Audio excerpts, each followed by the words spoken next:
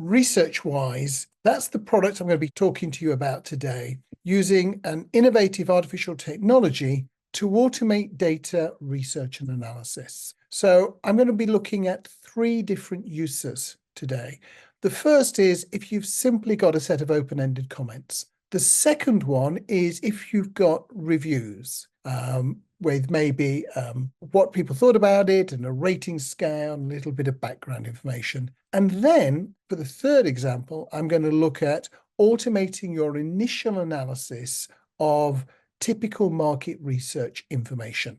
Then Will's going to take over the presentation and talk about how you can get up and running with some free credits. And then we're going to go to the Q&A session. I've downloaded some comments from a site called Kaggle.com. So if you're looking to experiment with data analysis, a fantastic site is Kaggle.com. I downloaded 42,000 reviews of 3 Disney theme parks. This example uses just 200 of those reviews. They're all from the Hong Kong park, and all I've got are the open ends in this section. So they were asked a question, how was your visit to the Disney park? And what we have are various answers. Some of them, as you can see, really quite lengthy. So even with 200 of them, it would be quite hard for you to do it manually quickly. What do? Well, I open ResearchWise. I tell it the name of the file I want to use. It recognizes that there's only one column of data, so we don't have to do any additional questions. It starts to process it, but it's going to ask me what the business question is, because you can sharpen the analysis by asking a better prompt. So I'm going to ask it, what were the main strengths and weaknesses reported about the parks? It goes away and does the analysis, and it generates an executive summary. This executive summary pulls out some initial thoughts. It talks about the main strengths, the unique attractions. So in Hong Kong, Mystic Manor and the Iron Man experience, the cleanliness and the staff efficiency, the child-friendly environment, the accessibility and navigation. So there's a really convenient MTR, which is going to take you from the city to the park. The main weaknesses, it talks about the crowding and the queue management, the limited food options. There was a lot of maintenance going on, different times, different people reporting it, merchandise souvenir pricing. So it gives you this overview of what's happening.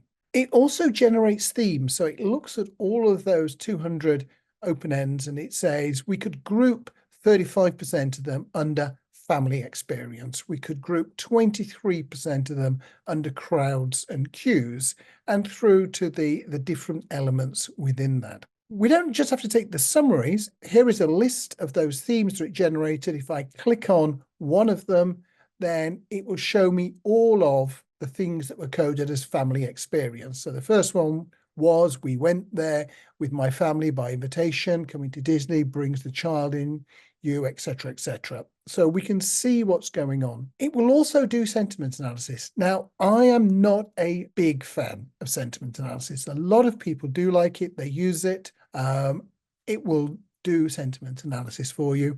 It often depends on how good the question was, more than anything else. So I ran the sentiment analysis. It runs automatically, in fact.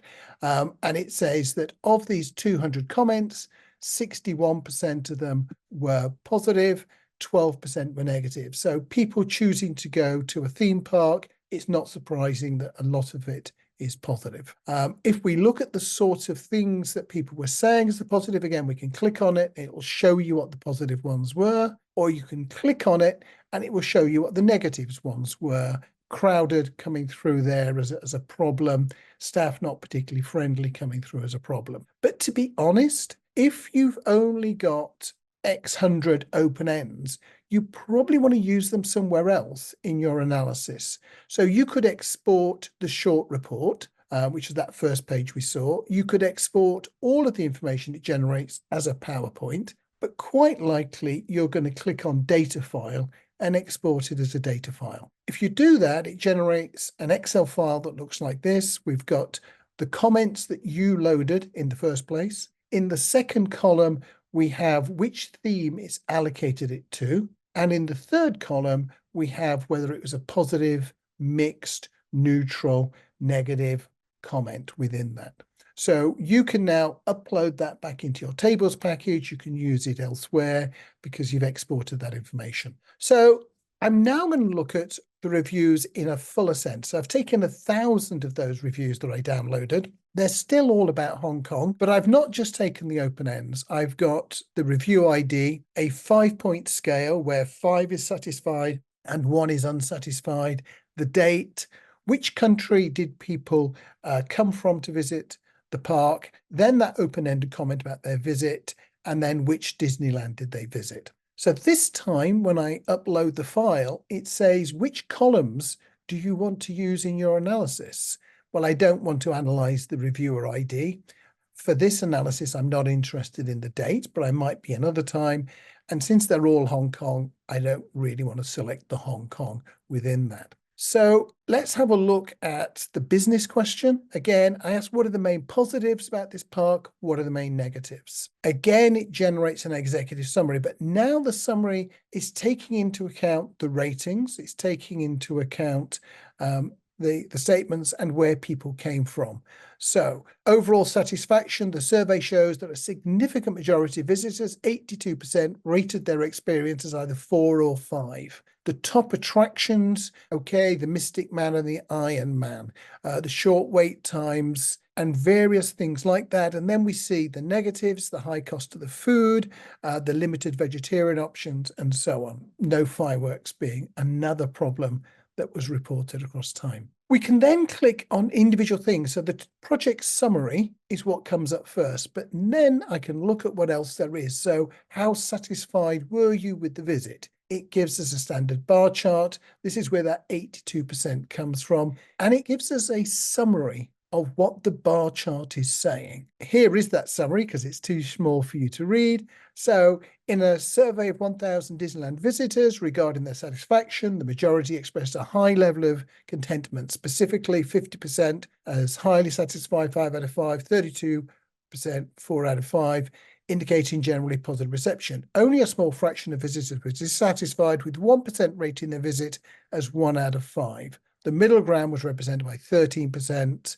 Overall, the survey results suggest a strong positive perception of Disneyland. So it's not a super insightful, but it is just a bar chart. And it's quite a nice little summary of that. I can click on what was the home country, and it tells me about that information. So let's just make it a bit more visible. And what we can see in this data set was a lot of people from Australia, United Kingdom, and so on. It highlights, interestingly, that there are no people in this data set coming from Myanmar, Sri Lanka, Uganda, Austria, Saudi Arabia, and so on. So it's quite interesting. It highlights which countries are missing as well as which countries are there, which is interesting. And then we get to the how was your visit? So this is the same piece of information that we looked at when we just did the review of the open-ended list, but we've got more information because it's got more context. We've got a nice word cloud, we've got a summary, and we've got themes again. So here is the summary of that information, pulling it together. Again, we have the sentiment, but now I'm going to do something slightly more interesting. Because I've got more data, I can ask it to filter the results of the sentiment analysis. So what I've done is I've clicked on 1. So this is the sentiment analysis for only those people who said they were going to score it 1 out of 5. And what we can see is that they are overwhelmingly negative. Phew, makes it look like the sentiment analysis is doing a reasonable job there. And 0% of those were positive. When we change the clicking, so now I've had it show the sentiment analysis for only those people who scored 5 out of 5, it's overwhelmingly positive, 84% positive, just 1% neutral, 1% negative, 14% mixed. So that's quite a nice agreement. And this is something I would recommend doing whenever you're using sentiment analysis. See if you can filter it by the stated happiness to see whether or not it's really picking things up in a proper way. And again, we can export that as data or as a short report or as a presentation. So third example, automating market research. And for this, I've taken a study that NewMR ran earlier in the year, where we're looking into the health of the insights industry. 330 interviews from around the world in February this year. So upload the data, select the columns, and I asked the business question, what is the state of optimism in the insights industry? What are the main positives and the main worries? And the executive summary, so it runs through that 330 and it comes back with this, and this is straight out of the box, no additional prompting from me. The insights and research industry is at a pivotal juncture, characterized by a blend of optimism and concern as it navigates through the complexities of technological advancements, changing consumer behaviors and evolving market demands. This report synthesizes feedback from market research events, surveys, and industry observations to provide a holistic view of the current state of optimism, highlighting the main positives and worries.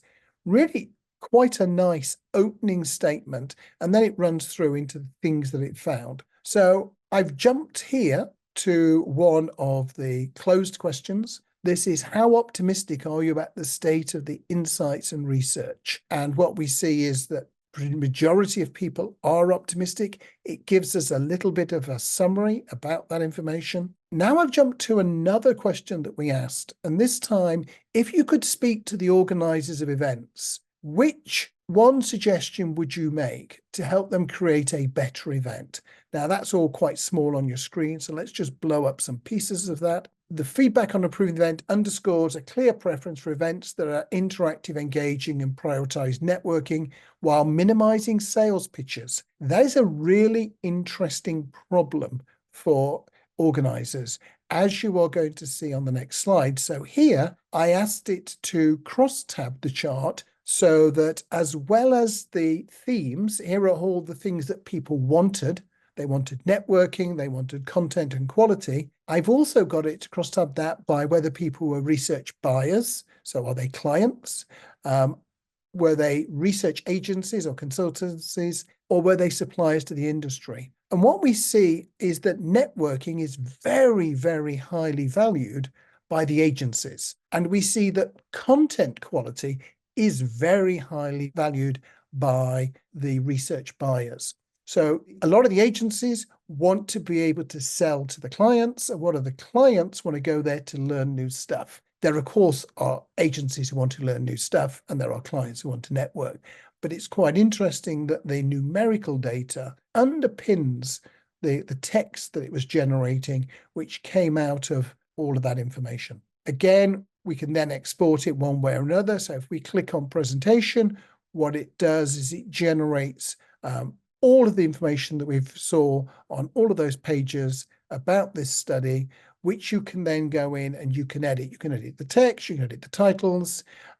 These are objects, they are PowerPoint objects, so you can go in there and add labels, change the colors, and do various features, whatever you want to do with the slides and the features. That's why we describe it very much as a starting point in terms of your analysis. So with that, I'm going to hand over to Will, who's going to talk about how you would get up and started. Thank you, Ray. So if anything that Ray has discussed has piqued your interest in trying ResearchWiseAI for yourself, anyone can get started. Just visit the website, https://researchwiseai.com, and you should be greeted by our homepage with a nice big Get Started button in the center there. If you click on Get Started, you'll be taken through to the sign-up form. We've kept it as short and as simple as possible to make it easy to get started. All we need is your name, your email address, the company name. Everyone belongs to a company with ResearchWiseAI. If you and your colleagues from the same company are joining, we always recommend someone signs up and invites others to join that company account. It'll make for a better user experience. And finally, the country, and that is for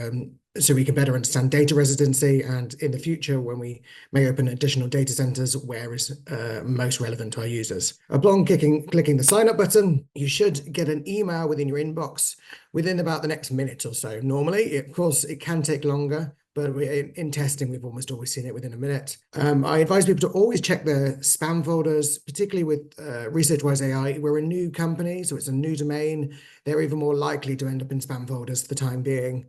So please do check your spam folder. When you have found that email, you click the accept invite link and you'll be taken through to your ResearchWiseAI account after setting a password. Every new account comes with 5,000 free credits to allow you to test out ResearchWiseAI without having to add a business card, without having to be able to pay any money to get going and do your own experiments. It's quite hard to explain how far 5,000 credits goes in ResearchWise AI because of the new way in which AI has to do costings. Before we could say it will analyze this many questions and this many respondents quite easily. But ResearchWise AI uses the new wave of generative AI as its provider, and they costing for that is more related to the size of the text being analyzed. So it turns into about approximately 12,000 words of open text can be analyzed.